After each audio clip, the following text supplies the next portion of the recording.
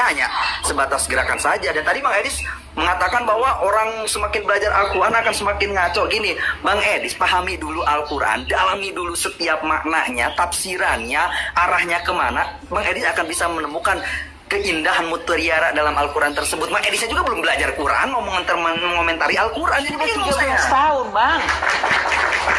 13 tahun di mana Bang Edis? 13 tahun. Kan sudah saya ceritain tadi, Bang. Masa saya ceritakan lagi, iya kan? Coba gini ya, masalah yang tidak dasar aja. pakai Huruf headset. idhar ada berapa?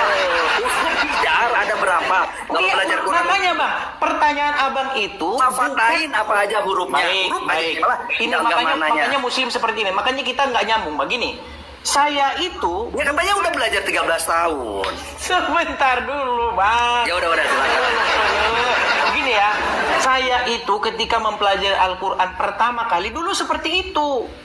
Nggak boleh kamu baca Qul huwallahu ahad, nggak boleh ahad, harus Qul huwallahu ahad, harus begitu. Loh, saya bilang, tapi saya nggak ngomong karena saya bukan nyegani, kan nggak enak kan. Dalam hati saya begini, loh, saya itu bukan mau belajar qalqalah, bukan mau belajar tajwid, ya, bukan mau belajar tartil, bukan mau belajar bagaimana saya membunyikannya seperti orang Arab, bukan. Karena apa? Karena di dalam iman Islam membaca huruf-huruf itu akan mendapat pahala. Tapi niat saya belajar Al-Quran bukan itu. Niat saya belajar Al-Quran untuk mengerti apa isinya, maknanya. Makanya saya sibuk mencari artinya, bukan sibuk menjadi seperti orang Arab. Dan maknanya itu bisa digapai dengan alatnya, Mbak Edis. Ibarat kata mau mancing, itu harus punya alat dong. Alatnya itu ilmu nahu, mantek, ba'ani, balago, untuk menggali itu. Jadi maknanya itu hanya sebatas makna yang nggak bisa ditafsirkan dengan makna letternya aja gitu, Bang Edis. Baik, saya jawab ya, saya jawab. Tadi umat muslim mengklaim bahwa Al-Quran hanya bisa dipahami dengan ilmu-ilmu, ya, dengan mengatakan harus paham 15 cabang ilmu, nahu sorof, mantik, balago, dan sebagainya. Bang, walaupun abang belajar nahu sorof, mantik, balago, dan sebagainya, sekarang Bang, kalau kita uji, coba apa arti alif lam mim? Gak ada yang bisa, Bang. Gak ada yang bisa. Makanya saya bilang, itu adalah kebohongan yang terus-menerus didengungkan, akhirnya semua muslim percaya bahwa untuk memahami Al-Quran harus belajar nahwu sorof. Padahal di dalam Al-Quran apa dikatakan? Jika kamu ragu-ragu tentang apa yang diwahyukan kepada kamu, maka tanyakanlah orang-orang yang membaca kitab sebelum kamu. Suruh nanya, Bang, kepada orang-orang yang membaca kitab sebelum Al-Quran. Ahlul kitab, ya. Iya, sekarang tapi ahlul kitab yang dulu, Bang, yang orisinil. Nah, ini mulai nih. Berubah-ubah. Mulai nih, Bang, di dalam Al-Quran. Masih orisinil gak itu Injilnya? Oke, baik. Gini, Bang.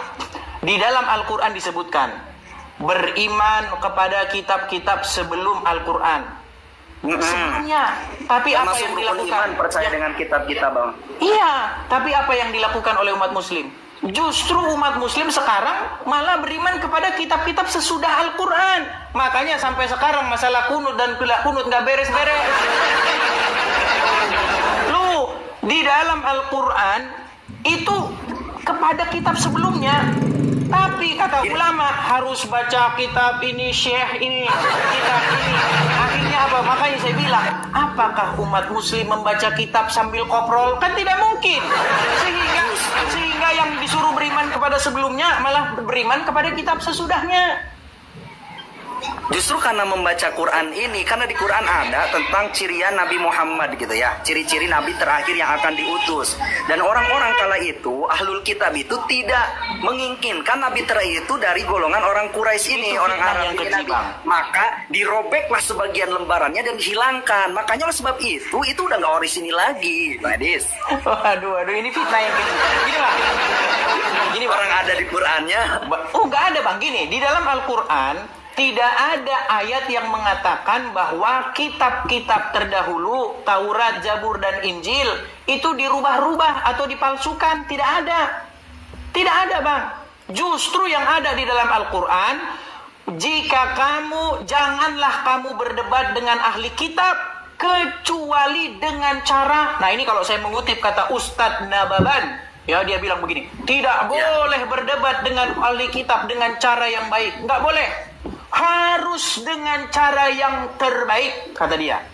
Al-Quran memerintahkan, jangan kamu berdebat dengan ahli kitab kecuali dengan cara yang paling baik, katanya. Yang paling baik. Ya kan? Kecuali dengan orang-orang jalim di antara mereka.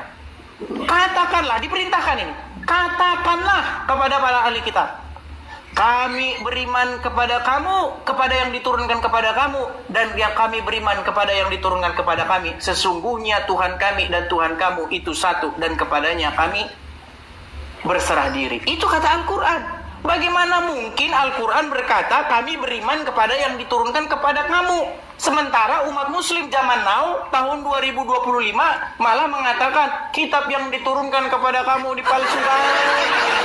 Ini makanya saya bilang umat muslim sekarang sudah tidak mau lagi membaca Al-Quran, ya, karena memang niatan baca Quran cari pahala, bukan mau cari tahu, Bang. Berat gitu. Maka di sininya letak diwajikannya menuntut ilmu itu, ilmu agama itu gitu, Bang Edis. Karena ada alatnya untuk menggalinya.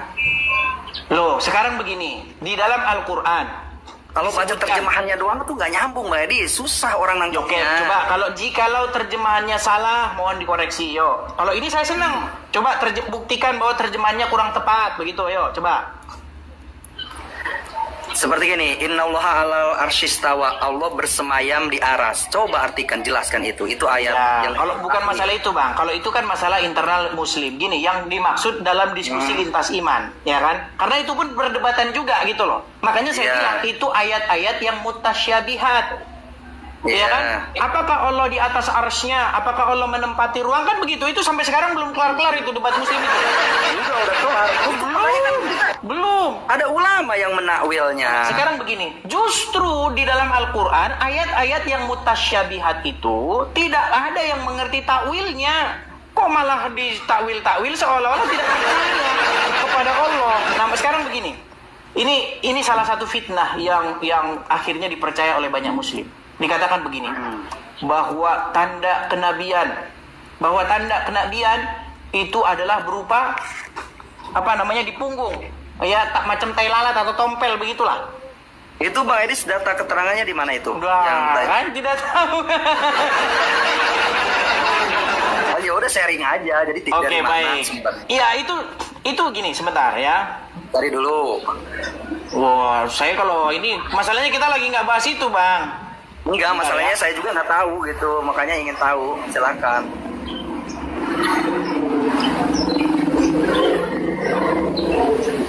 Ya, kita cek ya apakah masih ada nih. Misalnya nih ya, coba kita dengarkan sebentar. Jadi ya. Maksudnya aja gimana tuh? Itu juga disebutkan setiap nabi itu punya tanda kenabian. Apa tanda kenabian, teman-teman sekalian? Sebuah daging yang menggumpal di pundak sebelah kanan, dan daging itu berwarna merah kehitam-hitaman dan memiliki bulu yang lebat. Macam tompel kan? Hai anak kecil. Macam tompel kan? Terus. Iya, macam terus tompel. apa tuh? Bang, mana ada Bang tanda kenabian tompel? Yang bener aja tanda kenabian tompel. Bang, tanda kenabian, ini tanda kenabian. Jikalau dia berbicara atas namaku, terjadi. Itu tanda kenabian. Contoh. Saya bilang, besok jam sekian akan ada gempa bumi dan akan ada tsunami dan begini. Kejadian. Itu tanda kenabian itu. Tanda kenabian adalah ketika dia berkata, bernubuat akan sesuatu, maka perkataan itu terjadi. Itu Bang tanda kenabian kok tompel. Itu lebih ke tanda fisiknya, Bang. Tapi kan ada yang namanya irhas, tanda-tanda calon nabi itu ada. Dia ada mempunyai keajaiban di luar nalar yang disebut dengan irhas. Tapi ginilah Bang, intinya begini. Memang banyak orang itu kan beragama hanya sekedar ikut-ikutan, ya kan. Nah, saya ini Bang, saya ya berpetuah lah atau menasehati gitu. Ketika saya menghabiskan waktu saya ya mempelajari Bible, mempelajari agama Islam, ya terutama Al-Quran, saya dapati Bang bahwa ya saya panggil Anda untuk pergi kepada jalan yang benar. Karena Anda masih tiap hari berkata, tunjukkanlah kami jalan yang lurus. Sementara Yesus berkata, akulah jalan dan kebenaran dan hidup. Yesus firman Tuhan yang turun ke bumi menjadi manusia. Sementara Muhammad bukan firman Allah yang menjadi manusia. Sedangkan Muhammad saja berkata, dia tidak tahu apakah dia masuk surga atau tidak. Betul? Pernah ada satu percakapan antara dua muslim menceramahi siapa itu ahli tafsir Al-Quran di Indonesia, asal Indonesia, Pak Quraish Shihab. Apa kata Quraish Shihab? Tidak benar bahwa Muhammad sudah dijamin masuk surga. Bahkan ada ayat di dalam Al-Quran yang berbunyi bahwa disuruh mengatakan bahwa dia tidak tahu apa yang akan diperbuat terhadap dia. Ya, sebentar bang. Nih, saya bacakan ayat Qurannya. Kalau saya ngomong harus ada dasarnya bang. Di dalam surat Al-Ahqaf ayat yang ke-9, bisa bang cek. Qul, katakanlah, aku bukanlah Rasul yang pertama di antara Rasul-Rasul, dan aku tidak mengetahui apa yang akan diperbuat terhadapku dan tidak pula terhadapmu. Surat Al-Ahqaf ayat yang ke-9. Muhammad sendiri disuruh ngomong begitu. Dia nggak tahu apa yang akan diperbuat terhadap dirinya dan juga terhadap pengikutnya. Lalu bagaimana mungkin umat muslim mengarang-arang cerita bahwasanya sahabat begini dijamin masuk surga, sahabat ini dijamin masuk surga. Dia Muhammad disuruh ngomong nggak tahu apa yang akan terjadi kepada dirinya. Banyak bodak. Bang, ada anak-anak ini bang. Kita bisa di ban sama tok-tok ini. Iya, makanya. Mungkin nanti sambung lagi bang ya. Sambung lagi Bang Eris. Oke, Jadi saya makasih nggak fokus bang. nih.